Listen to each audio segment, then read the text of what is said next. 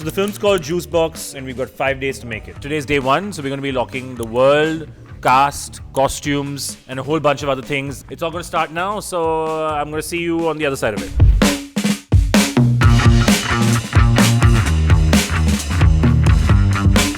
What is awesome is that what we've all done is taken the script that I've written and uploaded it onto Agent 1. And now Agent 1 has complete context on as to who the characters are, what the story arc is, what the overall themes and motifs are, and is actually catching on to it. Puts me at ease that now when I'm working with Agent 1 across this entire project, life's just going to be a little easier.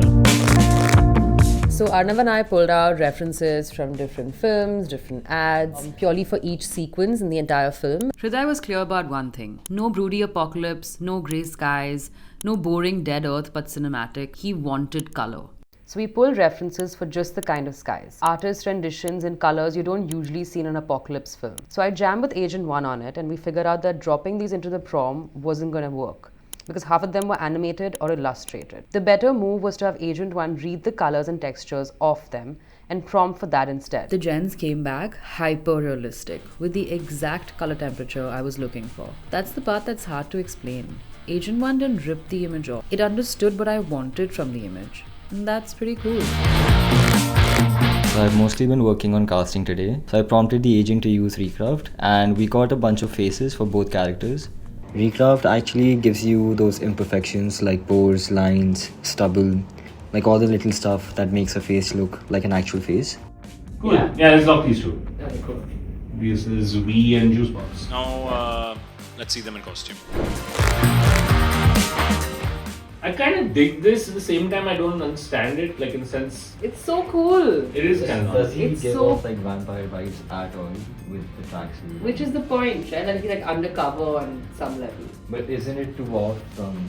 Which I kind of like. I like that then. If you feel like it's too off, then it means we should lock works. it.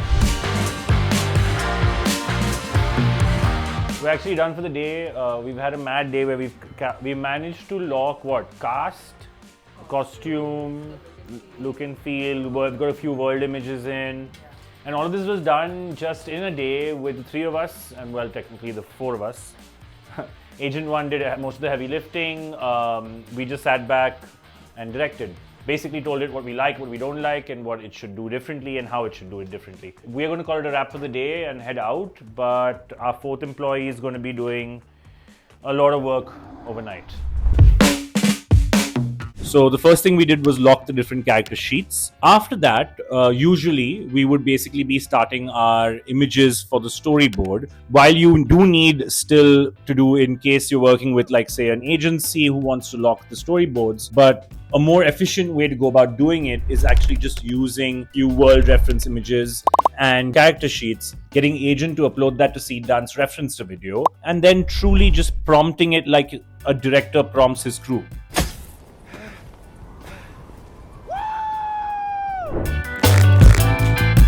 After 20 seconds of the film, we reach this one spot of our Juicebox character who is experiencing psychedelic hallucinations across the film. Our first step was to just tell Agent 1 to come up with 5 different variations of how someone could visualize psychedelic hallucinations. I picked one and then we used that as a reference to Seed Dance, and Agent 1 began prompting again. This entire sequence is from his point of view. A good POV shot is really hard. Multiple iterations, multiple different prompting techniques. And that's when we experienced a magic moment with Agent 1. It suggested that instead of prompting our way to our goal, why don't we shoot like a mock video of it on our phone inside the office? Arnav played the vampire and Naman shot it. We took this shot, we uploaded it onto Agent 1, who then attached it to Seed Dance's reference to video, and we finally got the shot.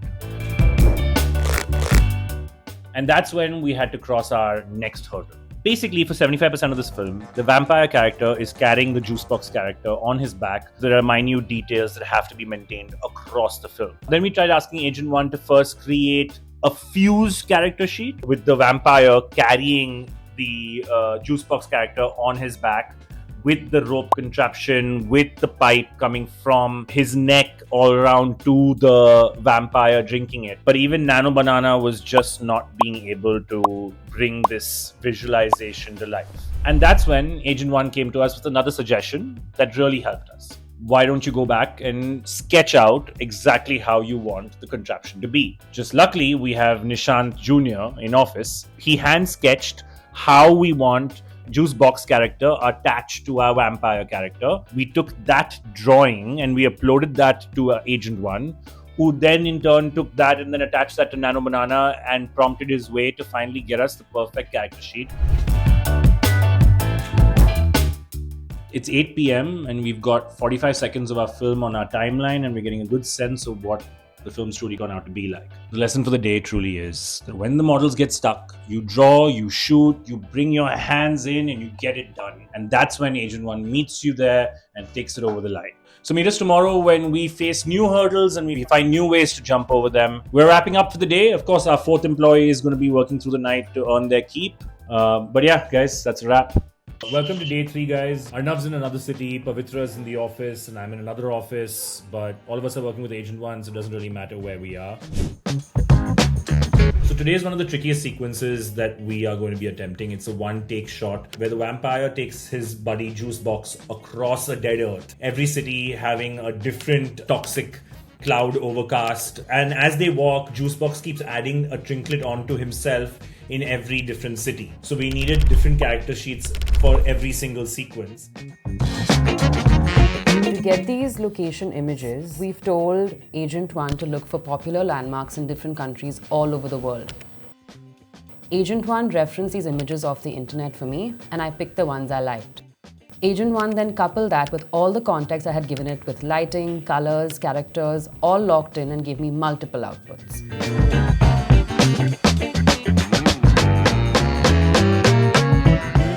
And now once you have those character sheets and you have your location images for each and every section in the single take shot, you lock in the take that you like. And once that's done, you clip it and now you re-upload that to Agent One. Agent One then attaches that to Seed Dance reference to video and continues the next whole sequence in one seamless continuous take. Reference to video does a better job because with Extend you can't add character references, you can't add other location references, but on reference to video, you can. And that's how we're going to be building our entire one-take workflow. Earlier, we could technically still do one long takes with AI, with your start frame, end frame, but it had no context of anything apart from the frame that you are uploading. While here, because you're uploading the entire video, Seed Dance seemingly takes some more context from the end of that video to continue the next shot. So even in terms of camera movement, stitching and things like that, it just feels way more seamless compared to the older way of doing the one take with AI. So guys, I've already given you all the... Wait, I have an idea. No, one second. I've given you all the steps of what we need to follow. It's like 2:30 now, but I'll give me a call around 4 o'clock and then let's all get on and see the full shot. Wait, one thing before you leave. So see you guys. Wait, the character sheets aren't even ready yet. What? How does he think that you're gonna get this by 4? We've got a new band member in the team. Give it up for Hunar. So much for AI taking jobs, huh? Today's idea was just to show you how cool it is to be working with Agent One because Agent One has this ability to have multiple agents deployed at the same time that you can work on in your project. And each of them would have separate jobs and each of them you can give feedback to separately rather than me just talking about it. Why don't we have Hunar show us his multi-agent setup? Hunar. I just joined, right? So my multi-agent setup involves 6 different agents working simultaneously. To really set up the context for the agent, I normally start off with the creative producer agent. Storyboard artist whose only job is to visualize the shot before I actually direct them. And all my agents are Twilight characters. Bella, who's the costume designer. Esme, Edward's sister, is the production designer. Jasper is one of the other characters who's a DOP. The second scene is long, one take that just involved. So I needed 2 agents to be working on that same scene simultaneously. obviously. So I've got my own crew full of agents. I have multiple DOPs. Each DOP, is needed for a different kind of scene because each scene requires a different kind of effect to come into it. My costume stylist gave me a bunch of different options, which is honestly interesting because on set as a director, you would want to get multiple options to choose from. I didn't have to go research about the cast. I didn't have to research about what they could possibly be wearing. When I was briefing my costume designer, so in the beginning, I did not have a clear description of the sort of costume for Sylvia, who is our female vampire, but I always knew the sort of feel I want from her costume. All of us come from years of experience in film. The skills that are actually helping us make this short film come to life with Agent 1 are the skills we picked up while being on set. Now, if you see over here what I've written, right? I want to stay on the feral guy when we run this sequence. No back and forth cutting. We hold on him right up till he lunges. You can see how the Agent 1 has responded, totally understanding exactly what I meant, right? This would have just not been possible in the manual prompting method. Pretty much exactly like how I would talk to my DOP on set or how I would talk to my DA on set. You're not starting from scratch. You've actually got a head start. So stop worrying and start making. If you're sitting here and thinking that all of that somehow is going to go to waste because of AI, I'm here to tell you the absolute opposite. The truth is that all those skills are going to give you an unfair advantage when you're working with tools like Agent 1. See you tomorrow on day 5 when we take you through the credits that we spent on making this film, along with some tips and tricks that we use in post-production.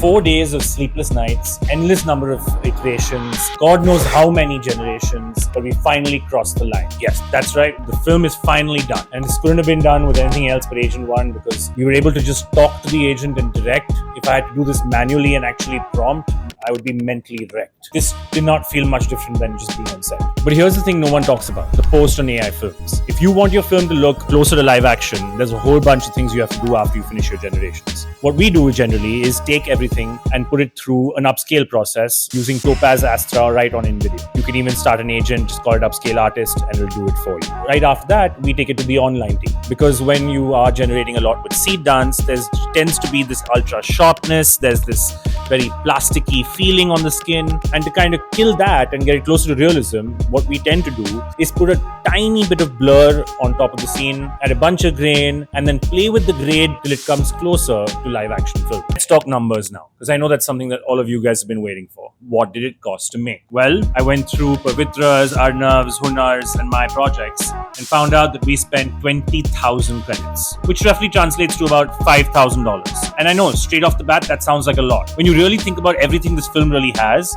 multiple locations across countries, lots of VFX, this one long take sequence, pulling that off on this kind of a budget, especially for a short film, is kind of ridiculous. This one's been a crazy ride. It's mad special to all of us. I hope you like it. So stay tuned and I'll see you soon.